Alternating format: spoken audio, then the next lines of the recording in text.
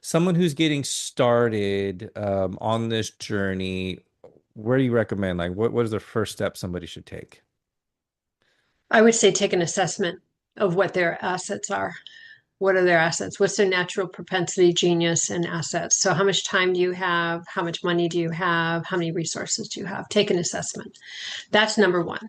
Get it, you have to know where you are. One of my mentors used to say, where you is where you is, and that's okay. But where you're going is up to you, right? So start out. Welcome to the Stephen Lee Thomas Show, where we provide expert advice for real estate entrepreneurs. And I'm your host, Stephen Lee Thomas. And it wasn't that long ago that I was navigating the challenges of real estate investing, learning from my mistakes, and building the business I have today. I created this show to give you simple, actionable, step-by-step strategies to help you do the same. Each week, we bring you in-depth discussions with industry leaders and professionals who share their knowledge and practical tips. So sit back, take notes, and let's dive into today's episode. All right, welcome to the Stephen Lee Thomas Show. I'm your host, Stephen Lee Thomas. And today, our guest has over 30 years of experience as a real estate investor. She's the CEO of Golden Canyon Properties. She's flipped over 52 houses, two of which were featured on HGTV. She's the founder of Your Wealth Network Meetup Group and the Women's Wealth Network. She's also been featured on Fox, CBS, NBC, and Yahoo Finance. My guest today is Ginger Faith. Ginger, thank you so much for taking the time to join us today. Pleasure to be with you. And so we were talking a little bit before the recording. You're located up, we'll call it the Bay Area if we were in California. So located on the West Coast in the San Francisco area, correct? Yes, I'm in Livermore. I'm actually in wine country. I'm outside San Francisco about 40 minutes. And what Livermore people like to say is Napa makes auto parts, Livermore makes wine. Nice. I love that. So, we'll get into the real estate investing here in a little bit, but I love to go up in that area. Sonoma, Russian River Valley, is one of my favorite appellations. And so we end up there as much as we can. But I think it's great that you're able to be in real estate and live in a beautiful place in the country. So I'd like to learn more about, we can get into that a little bit, how you're able to, bring all that together where you're doing the real estate investing, living in such a beautiful place. So, um, Ginger, tell us a little bit, how did you even get started in real estate? You've been doing it for 30 years. Like, what got you into it in the first place? Well, I like to read books, and one of the books I read very early on was Nothing Down by Robert Allen, and he proposed an idea I thought was very intriguing that if you buy one single family home per year for 10 years, then you basically have your retirement. You rent it out, and over time, you're all set. So I was in my early 20s, and I thought that's a great idea. And then I thought, well, why don't I buy a six family? Because then I can accelerate. And so very simple logic, but it worked. I ended up buying a old. It looked dilapidated, but it was actually had good bones. An 1880 something Victorian house with six units. And as soon as I threw a coat of paint on the outside, I had a line of people waiting to give me applications to get in. Well, that's And that's awesome. So was that commercial property technically when you get into that 6 unit mark? technically, yeah, Okay. anything over four, and I recently heard five, but I don't know. But at the time, definitely was good commercial. Yeah. Okay. So was that so you had done a number of single family homes and then you were able to, No, I jumped right in. I first just bought a six family, just right off the bat. I just thought, oh, why don't I get a jump on this idea? and that was it. You were off to the races and then the rest is history, right? Yeah. So have you been able to get into larger commercial deals or is that like a nice sweet spot for you? That's a great question. For a long time, I just simply focused on the residential market. In the right around 2010, I started getting involved with commercial, but I never took it seriously from the standpoint of I was so busy with I had such a large book of business working the residential market with the crash. Everything was so tumultuous and I was very busy. And that's when I started flipping most of the houses that I purchased and flipped right around like 2009 to 2014 that was when I really focused on that. So I was really too busy to get involved in, but I did dabble in medical buildings at the time. Hmm. And then it wasn't until just a few years ago that I joined the Scott Shield Commercial Academy. I had heard about it. I had visited him in 2010, but again, I was too busy with residential. But a friend of mine got involved with it, and she really took the whole course seriously. And in 3 years, having very little real estate experience, she flipped a 56 unit apartment house, garden style, walked out with multiple seven figures in 3 years Oh, that's awesome. That's awesome. while calling on me for advice the whole dang time. So is So I would say so is that what's led you to, I mean, you very focused on helping women in this real estate space. It is a heavily dominated by men in the space.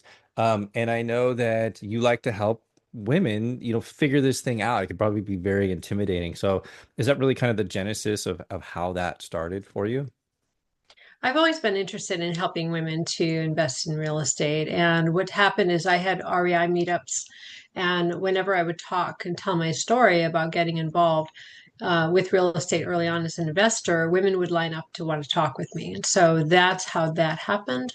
What happened with my friend was just coincidental. And Yeah. I ended up joining the Scott Shield Commercial Academy. And I recently made a purchase in Sacramento with a couple of friends of mine, and we joint ventured in a really nice 30,000 square foot building right in downtown, beautiful building overlooking the Capitol. So that's my first recent commercial building that I purchased. Okay. All right. Well, if you're okay with it, I'd like to hang out in this space of you helping the women. And so the Women's Wealth Network, can you tell me what that is and who that's for? Yeah, basically, I'm very committed in helping women to compress time. What did happen as a genesis with my friend was piquing my interest in this concept of compressing time, because basically she did in 3 years would have taken people 20 years. And then when I joined the commercial academy, I realized that more women are doing the same thing, mostly men. It only in the commercial space, only 3% of women are invested. And of the 3%, 1.5% have inherited their property. So it's a very, very small percentage. With women in residential, most of the time the women are realtors, and Hmm. that's awesome. But what I like to encourage is like, look, you're working really hard as a realtor. What are you doing for your retirement? Because we don't have a 401k as you know, as you're if Yeah. you're self-employed. So it was a genesis mostly of wanting the when I started the REI meetings and women were lining up to ask me questions about real estate investing. Then I realized that it was important to focus on that and to help women to decipher the labyrinth of what's out there and just start with baby steps. And there's a lot of ways you can get involved with investing without buying something huge. Just starting small can be really powerful. Even the six family was fairly small in comparison to some of the things that my friends are doing now. But it could be something as simple as starting an Airbnb or being a co-host for an Airbnb, offering your Mhm. services as a property manager co-host. You can do that with no money at all out of your pocket, and it'll get you acquainted with the ideas of how to get involved in real estate. So there's a lot of ways that women can get involved. It just depending on their time and their schedule, just to make a little extra money that they're not even realizing that they can. There's a woman in the LA area who's making $50,000 a month as a co-host for Airbnb hosts. in the Hollywood Hills and, big fancy places. But if you think about that, you don't necessarily need that. You could start small and make an extra $1,000 a month being a co-host. Then you get involved. And then when you make a little bit of money, then you start investing. Then you learn the basics of investing. So stair-stepping your way to wealth is important, or compressing time. If you're going to be compressing time, you need to be thinking bigger and you need to get really out of your comfort zone. But it can be Mm-hmm, done. hmm. Can be done. Yeah, the getting out of your comfort zone. So I'd like to hang out in that space for a little bit, because there's, I think we all know real estate is sexy, but it's not necessarily easy to get it all figured out. And I think there's a lot of limiting beliefs, and I think it's how do you overcome those limiting beliefs and getting out of your comfort zone? Do you mind sharing with us how you work with people, or maybe some of the challenges you've had in getting out of your comfort zone and breaking through those limiting beliefs?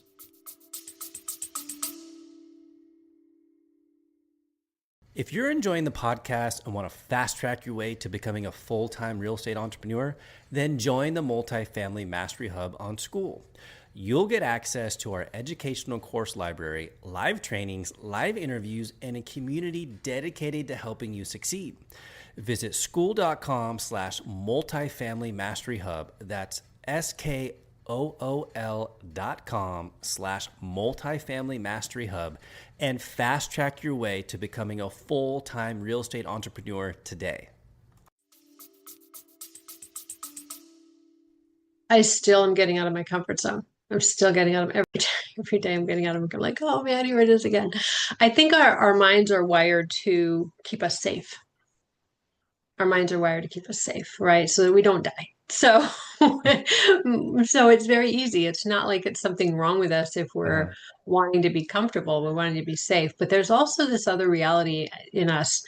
We all have a divine spark. If we're not dumbing it down by, alcohol or, watching TV all day, we have a divine spark that wants us to grow. Everything alive wants to grow, grow, grow, right? And so we've got this push pull inside of all the time that we need to be aware of. And that inside wants us to grow and wants us to be safe, wants us to grow, wants us to be safe. Right. So evil being aware, paradox, right? It's being yes, you're. aware of it, yes, Mhm. yes. Shinru Suzuki said, if it's not a paradox, it's not true. And I think you'll realize that that's accurate in Mhm. many, many ways. So we are just accepting that our brain is hardwired to keep us safe, but our spirit is hardwired to help us grow. We're always going to have this challenge, and we just can't get away from it. So I think the best thing is to be aware of it, to chart our course, decide what we want, and then every day revisit, what do we want and how are we going to get it, revisit it. And doing positive affirmations has helped me to get out of my comfort zone. That's something I do daily. Mhm. I've evolved recently, consciously. I've always done this, but consciously I've evolved to actually having saying my affirmations out loud, because your consciousness, I think, elevates when you're Mhm. saying, if you're affirming or if you're praying positively out loud. I think it has some vibrational value. It certainly sets my day off better when I do that, and I'm more intentional, and I don't take the challenges, they're not as difficult when I do that. When I don't for a couple of days, the challenges become very burdensome. So that's something that I found very powerful as a tool to help us to help me to grow. I saw something about that the other day where you literally take your affirmation, your desired state, and you will physically write it down. You'll say it out loud and you visualize it, and you're activating different parts of your brain. And you're basically, I don't know if tricking your brain is the right way, but once you start to actually visualize it and see it and hear it out loud, your brain starts thinking it's true, and it helps remove a lot of those obstacles. So I have not done all of those. I'm a big believer on meditation, self-reflection. I love writing down goals. I have not said this stuff out loud, but hearing you say that, I'm gonna take that advice and I'm gonna start applying that. So I appreciate you sharing it.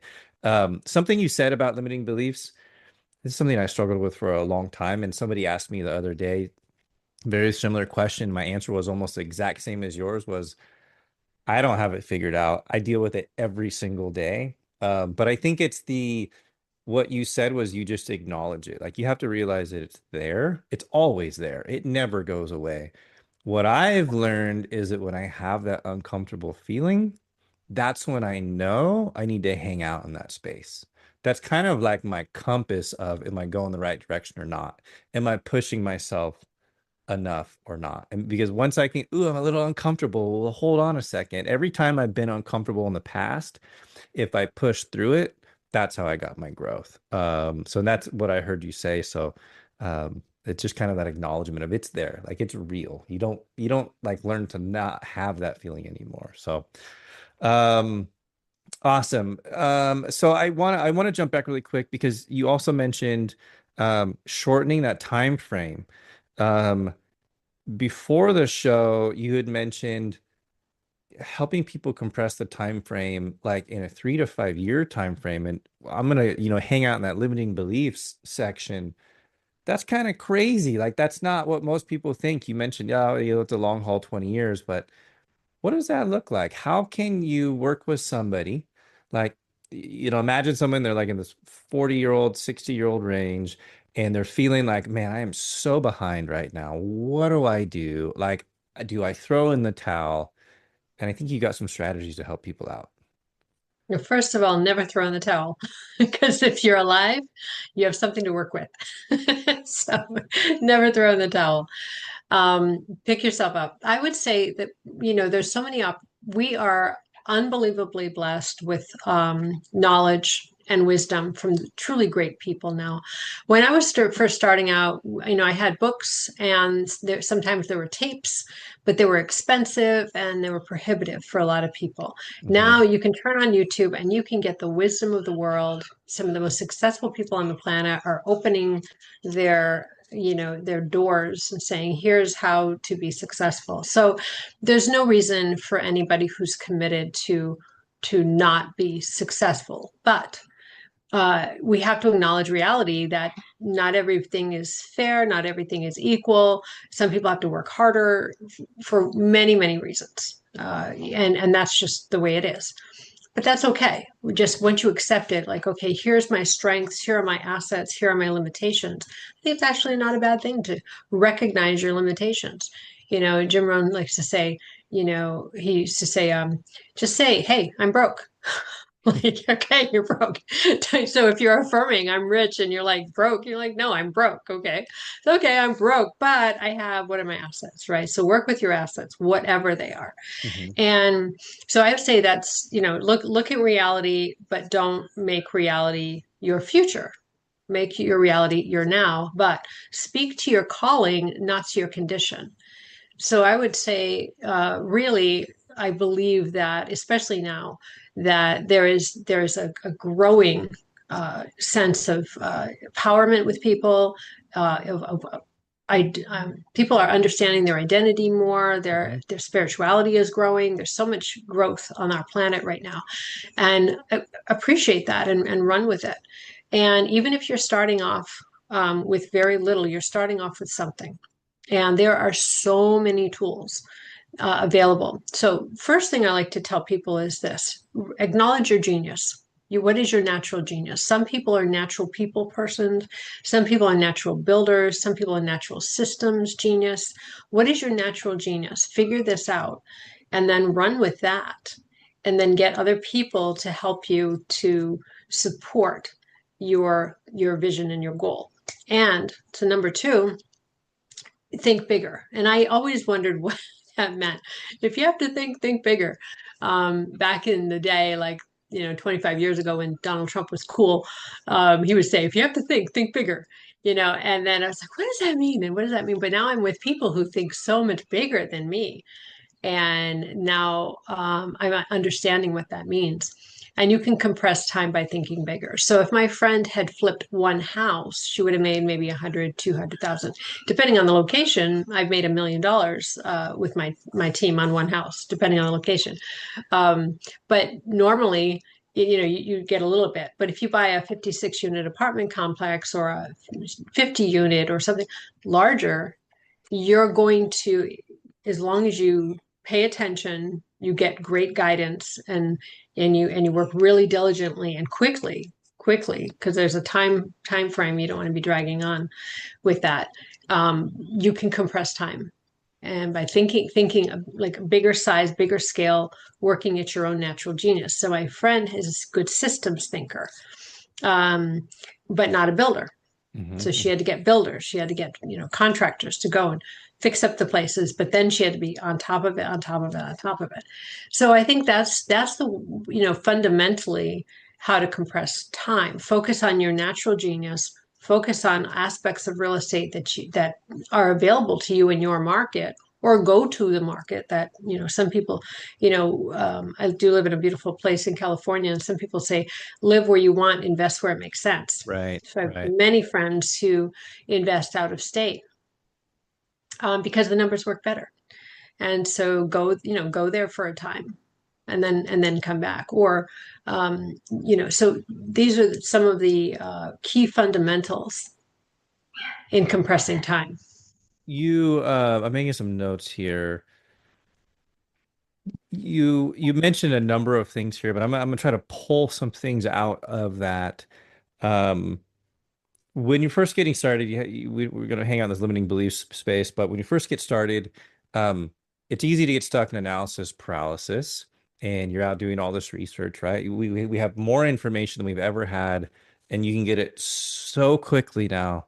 I joke around and I say, to my wife or my team, like, there's so much information out there. The biggest problem is like getting it in my brain fast enough. Like we're in this crazy information world. Um, but something that happens, and I heard you allude to this, is um, would you say don't do it alone? Like there's other people who have done it before. Success leaves clues. So one is don't do it alone. Is that fair? It's not even possible to do real estate alone. It's not even Okay. possible. So then the other thing you mentioned was with the right guidance. So don't do it alone. You can find networks of a network to join, but then also you can really compress time by getting guidance. So are you a believer in mentors and having like a mentorship and having people that know how to do this, that just give you the shortcuts and compress your time? I don't think you'll find anybody who's really successful that I know of who doesn't have a coach, guide, therapist, something. So, you can't Maybe think of all of them, anything when you're right? in the Yes. game. Yeah, you Yes. can't think of anything when you're right in the game. You can't think of everything. You can't see everything. You can't see your blind spots. Look at the coaches in the NFL. I mean, come on, they don't, could they live without their coaches? No. As good as they are, they could not live without their coaches, right? So it's pretty imperative that you get some guidance. And yeah, I have several coaches, and And I've always then have. I always have. yeah, and then the other thing I was was hearing you say was, it's also about the people who you surround yourself with. Right. Can you elaborate on that a little bit? So, right, we mentioned don't do it alone. You get a mentor, but then also you might need to, if you look around, are you in the right room? So can you elaborate on that a little bit? Yeah, that's a challenging one, right? It's a challenging one. So I right now have a mix of people. Probably I have people who are my spiritual friends. I have all high quality friends, 100%. But I have some people who are like high quality spiritual friends and high Mhm. quality money friends, and like so. But I don't have a lot of people who are like strive to do everything. They have their own gifts and orientations. So, but it is really really important. What it is do you want to do? And there are groups that will support you, but it has to happen. It's not going to happen if you don't. And the other thing is, if you decide to get a partner, the partner will hold you back if they're not on the same page. And so just recognize that. I've got friends who are very, very ambitious and their partners aren't, and they have to negotiate that. And if you're single, really get in touch with whether or not that's important to you. because your partner, the person you're talking to every day, are they building you up? Are Hmm. they encouraging you to, get better, get out of your comfort zone? Or are they saying, hey, just why don't you let's sit down and watch TV tonight? Like what are Right. they Yep. doing, right? Yep. Yeah. So, and is that okay? Is that okay? Maybe it's okay, but maybe it's not. So, yeah, But it's you so got, yeah, critical. but you gotta have that conversation. So the takeaways from there, don't do it alone. Seek guidance from mentors. If I have to count the coaches I've had, like 4 or 5, and I still am getting coaching. It's something, to your point, I don't know that I'll ever not have some type of coach. And you grow to a point, and then maybe you realize you need something else. So I love that. It's something that once I went down that path and I saw the value and the focus that I got, it was a game changer for me. So I appreciate you bringing that up. Um, Question for you.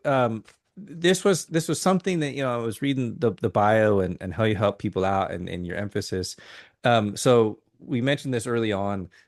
It's this industry male dominated. We know that.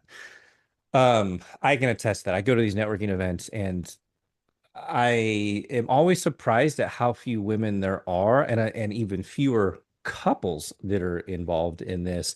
And I'll tell you, like, I've invited my wife multiple times to go with me to these networking events and be involved in real estate and apartment investing specifically. And she doesn't really seem all that interested. And I know, yeah, everybody's got their own approach to it, but um, have you worked with people or couples? I mean, is that something that you see is more common, or do you think that ties back into just kind of mindset and, well, I guess I should leave it open. Like, what are your thoughts and strategies? Because if I could get my wife to show up and be there, right? I mean, she's very supportive of what I do, but for example, there's probably a lot of men listening to this. And they might be thinking the same thing, like, you know what? I would love it if my wife or my partner would be more involved. Like, how can I get her to like see what I'm seeing here? I don't know that you can. Okay, I don't fair know that you enough. can change another person. I know really great examples of women who marshaled up when the men went forward. I would say just invite, make it attractive to them, right? Make it attractive. That's the only thing, right? If you were to say, if you're going to sell something, it's got to be attractive. If the woman says, "Oh, that's boring. I'd rather do this or that," right? Hmm. So I'd say if I don't think you can necessarily change someone, but what is it? What are their hot buttons? If you're going to do anything, if you're going to even try, Hmm. what are the hot buttons? Would retirement and travel be a hot button? For the woman, for it's like, hey honey, if we do this, we can have this passive income, and then we can go to the Bahamas or the Tahiti like you always wanted, because the tenants will pay for it or something like that, right? He's like, wouldn't that be cool? Or you could quit your job that you hate, Yeah. or the kids could get home, you could stay home and be and homeschool, whatever. Is find out what the hot buttons. Obviously, you know your wife better than anybody. And what are her hot buttons? Find out what's important to her. I think a really great question, I learned, and I use it over and over again whenever the opportunity is appropriate, is asking the question, what's important to you about X? Hmm. And then once you get an answer, ask it again and again and again, like 4 or 5 times, usually by the fifth time when you say what's important to you about. So, for example, what's important to you about, I don't know, being independently wealthy. And then the person says, well, to have options. Well, what's important to you about options? Well, I want to be able to travel. What's important to you about traveling? And then you just dig, and then pretty soon you'll get a hot button. Hmm. You'll Hmm. get into the red zone of what really is motivating a person. It's on layer under layer under layer under layer. It's a very powerful thing that anybody can use, very simple. So I would say, start paying attention to what the woman's hot buttons are, and then asking questions around it so you can get where the red zone is. Once you maybe it could be, a challenged child who's not getting the schooling that they need. I have a friend extremely successful, has a child who has a dyslexia, and they're very passionate. They moved and they found the best school because they were wealthy. They earned it every nickel. But they're wealthy, and then they moved to the place, one of the best schools in the country for dyslexia. They moved right there, and now the child is just doing phenomenal. So that could be like a hot Mhm. button. So if we do this, and then this, and then so, not expecting to change someone, but luring them, Uh-huh. over Uh-huh. time, right? Just and disconnecting from the results because people can feel if you're trying to manipulate in a negative way. But if you're trying to entice somebody, why not? They say, pain pushes till the vision pulls. So the red button is the pain usually. So find out what the pain point is, and then remedy it with the promise of something better. I would say if you're going to try, Uh-huh. that would be my recommendation. I think you should just give relationship advice in general. I mean, that's just great communication, right? That's really where it is right there.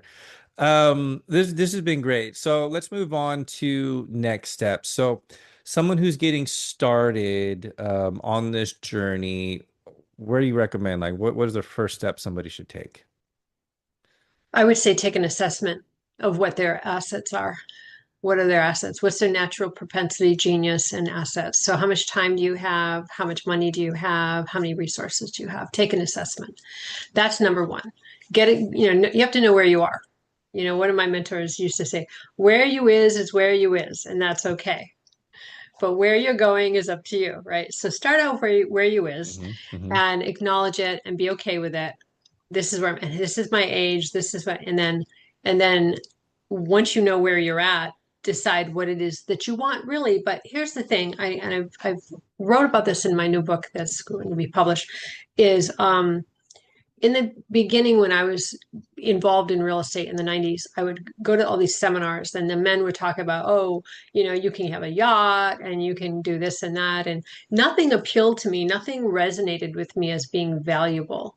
Like to do all this work to get a yacht, that wasn't something that spoke to me, but speaks to a lot of men. Like they're, I want to be this big to be the big, the king of the hill.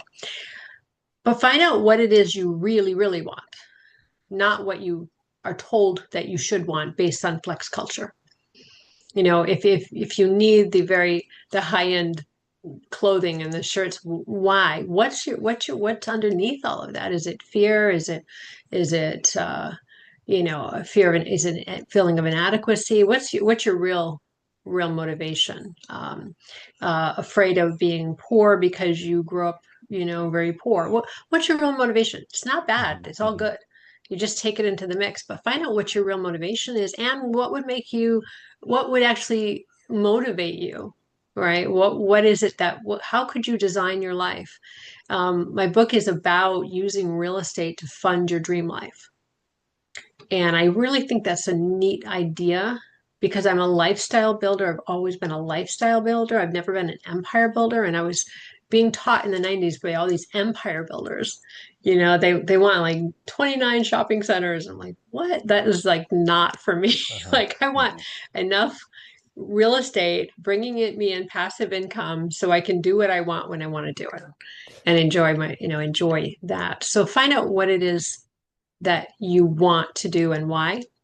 So take inventory, find out what you really want. Maybe ask yourself what's important to me about, and then get your hot button.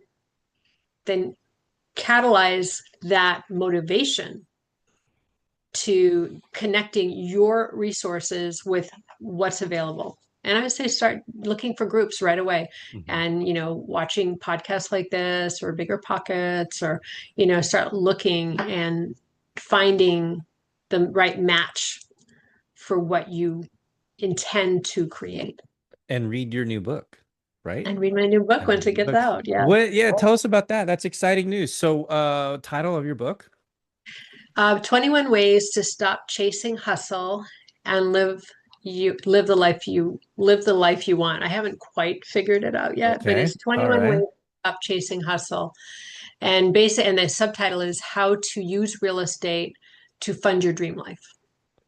Do you have a release date for it yet? July 5th, if I can get, if I'm 15th. But you know what? I'm not going to be able to pull that off. I'm Okay. finishing up a flip. I've got so much going on right now. But Probably soon, by the end of the soon. summer. But Okay. I literally, I'm going to spend an hour a day. It's written. The script is written. Thank you, God. I just have to, I have to do all of the other steps to get it out there on Amazon. So Okay. So we can find it on Amazon. it will be on Amazon. Okay. Yes.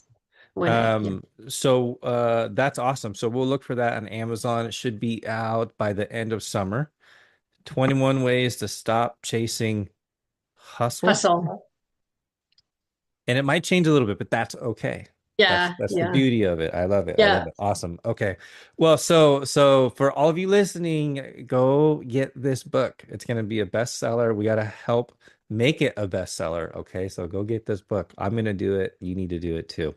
All right. Closing thoughts. Um, Single biggest piece of advice you could give anybody over your 30 years of experience. What is that? Listen to your intuition. Listen and follow your intuition and honor it. Yeah, I would say that that's number one. I did an exercise back in the 90s. I took a master class on neurolinguistic programming, NLP, which is what Hmm. Tony Robbins, launched his career on. And I was there for a month. And one of the great classes that we did was we did all these amazing classes, but one of them was think of a time where you really messed up.